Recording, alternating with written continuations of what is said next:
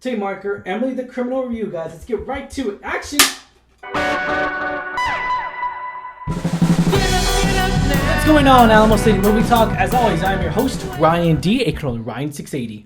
Amanda, and this is Alamo City Movie Talk for movie fans, guys. Thank you for making us a part of your day. Let's get right to it. Angela, what review are we reviewing today?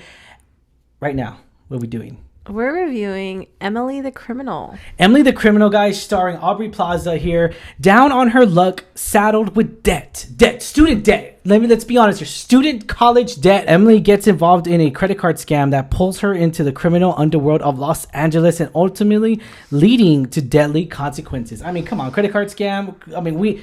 So for this movie, guys, I did not see a trailer. Did you see a trailer? No, I didn't. Yeah, so I did not see a trailer for this movie, which I was happy that I did not, because after watching this film, we're not gonna mention any spoilers, by the way, but the action sequences probably would have been in the trailer because there wasn't that much off the top of the line, to pop, crazy stunts and all that. Was not that type of movie here. And it really relies solely on Aubrey Plaza, man. She does a phenomenal job in this role. I loved it because it was so much, she gave me anxiety at a certain times of just for her. I had anxiety for her because of the stupid decisions she was making in this movie. And it just made sense to me. It was so authentic. It kind of had slightly Uncut Gems vibes, where it's just like a whole bunch of just things spiral and stack and get out of control, then you as an audience member get anxiety because you're like, oh my gosh, how are they going to get themselves out of this predicament? Very much similarly that. And again, just like Adam Sandler was like the main driving force for that one, Aubrey Plaza was the main driving force as well. I think I agree with you. She did such a great job portraying this character, trying to make it, she's had a disadvantage, with, convictions in the past. Her past, she has debt, school debt. And she's just trying to get out of that and just trying to survive. And, she's pushed to make this choice, and you see the consequences of it. And I really liked what she brought to this role. I really did. I really enjoyed seeing her in this. I really enjoyed the movie, to be honest. I did. Yeah. Surprisingly, because you're right. It doesn't have action sequences. Yeah. But it's still like suspenseful, or not suspenseful, but like it's almost thrilling to me, because it's a thriller. It's like you have all this tension of like, oh my gosh, like what's happening and what's gonna happen, and it gets you, like you say, anxious, and because you care about the characters. At least I do. This is it's very similar, like you said. It's very similar to Uncut Gems. It's just not that. I would say it's not that like level, because Uncut Gems was just nerve wracking. I never thought I could have that much anxiety, and watching a movie ever in the history of cinema was probably Uncut Gemstones. Gave me more anxiety than I ever dealt with. But that's that's another issue on its own. I love the whole crime issue. I love the whole crime drama. It revolves a lot on her. It's famous because she has that famous eye roll in Parks Recreation. She has that famous look. I just love it. I really do. I love her. I love the eyes. Her eyes glazing, especially when she's like annoyed. You can tell when she's annoyed. I just love that. It's just like her style. I guess her comedy, you could say.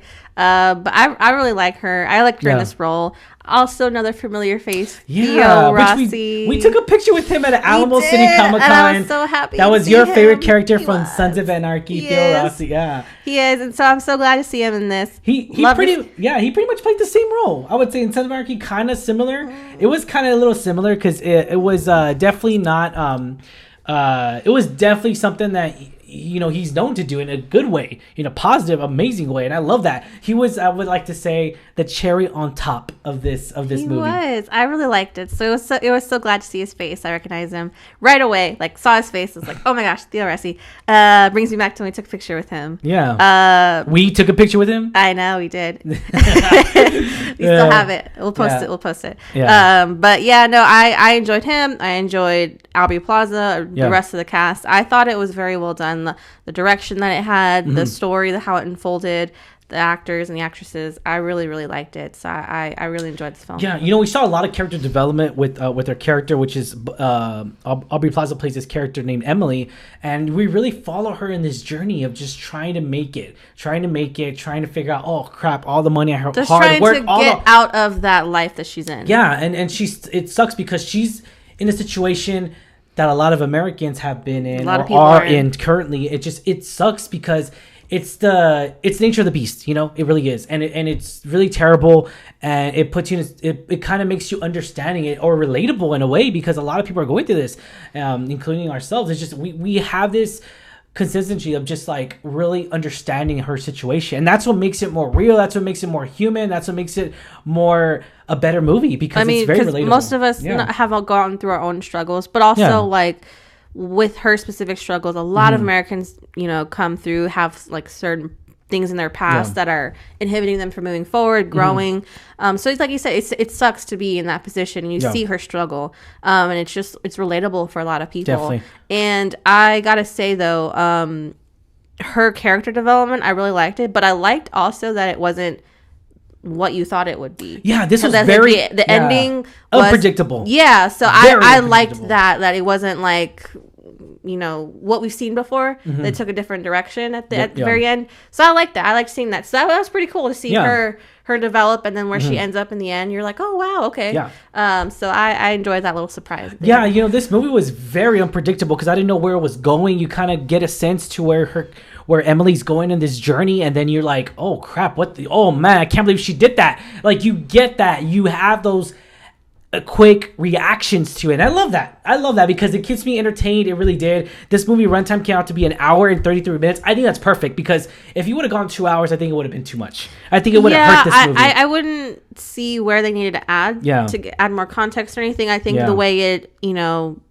transitioned from like first act, second act, last act, I think it was done very well. I couldn't see where they needed to add anything. So that runtime for me is also definitely very perfect, because it you know, did what he needed to do, and did it, you know, explained it, unfolded in a way that it was pretty simple. I enjoyed it a lot, and it didn't drag for me. So if they had added 30 minutes, it would have dragged. Oh, definitely. I think this movie, if it was trying to push it, milk it, whatever you want to call it, I think 2 hours would be way too much. 1 hour and 33 minutes is perfect. 1 hour and a half pretty much is good. You know, come to find out also that I found out before we reading a few articles of this movie, Angela, guess what? Aubrey Plaza actually produced this movie too. So knowing that, where she had a little side of creative side, actually to understand the whole, you know, just the creative team behind it. I love that. So she created and she starred in it. So I'm really excited. Like I appreciate more. I appreciate her more.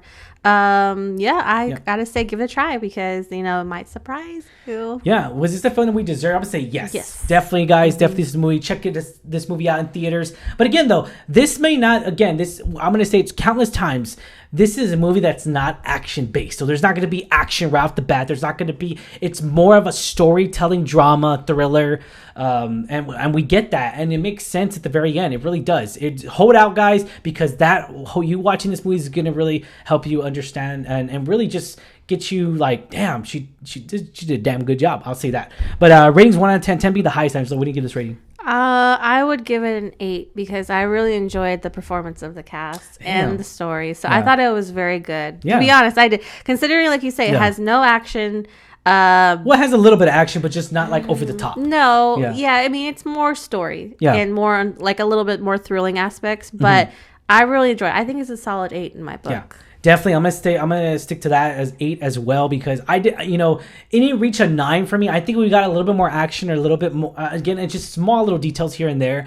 But for me right now, I'm gonna leave it a solid 8. It's a little up to above average for sure. I mean, it's almost a 10, 1 out of 10, 10 being the highest and everything. So definitely check this movie out, guys, in a theater near you, because this movie is worth watching in theaters. Or if not, maybe wait till streaming. But I guarantee you're going to enjoy this movie. Give it a chance, guys. To all the moviegoers out there, be sure to check this out in a theater near you. But we do recommend this movie, obviously, because we both gave it a high rating. You know, eventually, I think I'm going to buy this movie. I think it's definitely a film I want to own, just because, you know, it's again, it got me entertained. I enjoyed it. It got me a little bit more perspective on the credit card scam. It's very interesting. That's really interesting, because, you know, that's how it works. That's a thing now as technology advances, that we have to be careful. Be careful. Exactly. The credit card fraud. So it was really cool to see that perspective, like how it happens, or at least one way of how it happens. Yeah. So exactly. I was really interesting to see that. So I really enjoyed that, because it was pretty pretty cool. Yeah, definitely interesting. And come to find out, like, oh man, that's how they do it. That's how they do it. That's how they do it. Be careful, people. Be careful. Be careful. All right, guys. If you're not already, like, share, subscribe. Thank you so much for watching us. And be sure to get that little bell notification to get notified when we get movie reviews, reactions, giveaways, anything stuff. And also like our Facebook page, Instagram. If you're listening to us on our podcast level, be sure to like to us and subscribe to us on YouTube, and vice versa. If you're listening to us on YouTube, be sure to listen to us on our podcast. But yeah, any final thoughts, Angela? Theo Rossi, you were awesome. Theo Rossi. All right, and by the way, thank you, Theo Rossi, for giving me a thumbs up on my tweet. Because I did mention, I will say it over and over again, you are the cherry on top of this movie. All right, thank you so much, guys. Stay safe, San Antonio. Peace.